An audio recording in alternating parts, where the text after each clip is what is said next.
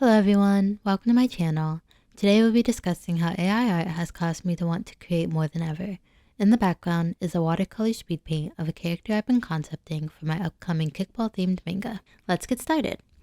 When AI art first began appearing, and my friends posted portraits of themselves in various styles on social media, hello, that's interesting. A little soulless, but not too harmful. However, as I began seeing it outside of people fiddling around with it for fun, and corporations began using it for their media over human artists, I felt disheartened, which is a theme I see in discussions about how AI art will affect the dynamics of the art industry. Also, I'm going to stop calling it AI art in this video because it does not fit my definition of art, and probably yours too. So from now on, I'm going to call it AGI, which is short for AI generated images. Before AGI became available, I had grown disillusioned with my own art and struggled to find meaning in it. I enjoyed the process still, as I always have. However, even when viewing other people's art, a single illustration didn't have the impact it once did on me. Art is everywhere on the internet, and there's so much to look through. With how easy it is to scroll through image boards, I realized I often only spent a few seconds looking at an art piece, even if I really enjoyed it. This realization created a pit in my stomach.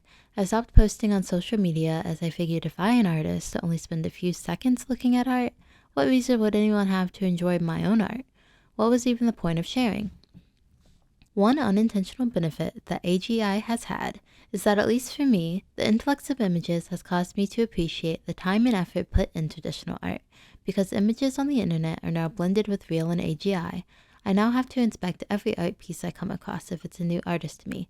At first, this really annoyed me. Like, oh, this piece looks amazing. And after further analysis, I discover it's AI. What a bummer.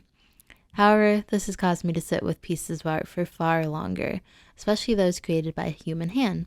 I realize the reason I do art and admire other artists' work is because I want to know someone put time and effort in a piece. I want to know it took them hours to create it, and I want to know that they've developed their craft after years of dedication to get their perspective on paper. There are entire communities arising around determining whether art pieces were created with AI, showing how people do care about the process of creating art. However, it seems a lot of companies are taking advantage of the instantaneousness of art generators to create their graphics, sniding artists of their jobs. I do believe that the AGI bubble will pop as people grow tired of having computer-generated images slammed in their faces constantly. And I do believe that many people will still care about the art creation process. And I really recommend going to art galleries and museums to take in the majesty of artworks created on paper.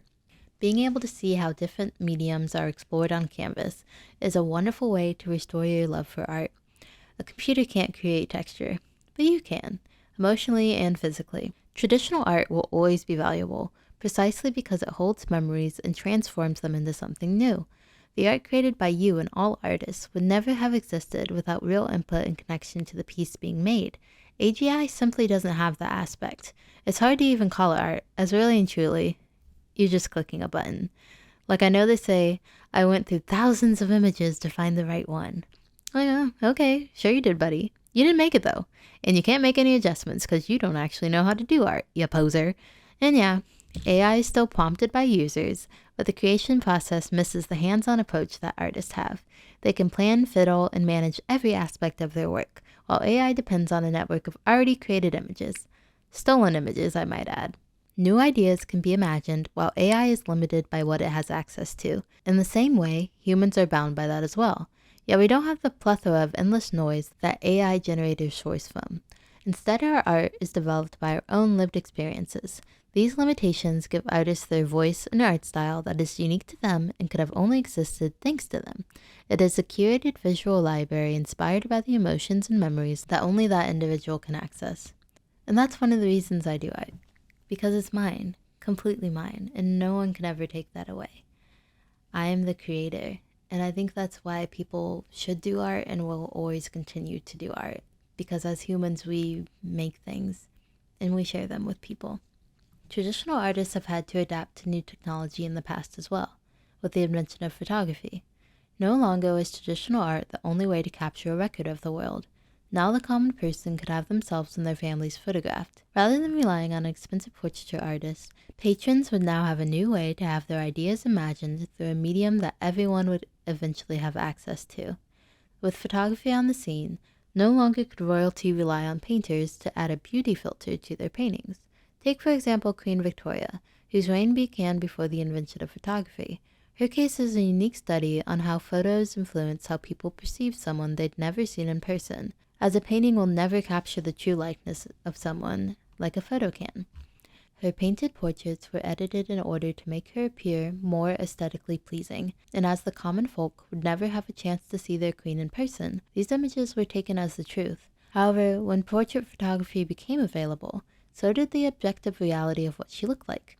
While still dressed in regal attire, her portraits now showed her as she was, a typical human with imperfections that people could relate to. Even with the invention of photography, realistic art is still created. There is something magical about sitting down and capturing the essence of someone through the lens of an artist. Unlike photography, which takes a precise image of a subject, painters can spend time examining the personality of someone as they render the minute details of their expression. Artistic liberties are taken to express emotions that cannot be told with words alone. While incredible portrait photography exists and is a valuable artistic medium, there will always be a place for hand-created visuals that reveal a particular artist's view of the world. No artist will be able to translate a subject in the same way. Photography has been a huge benefit to the progression of art as well. Artists could now implement photos in their process to access reference regardless of location and or a live subject to create their works. Additionally, new art movements were developed as artists were free to create art that altered from what was real.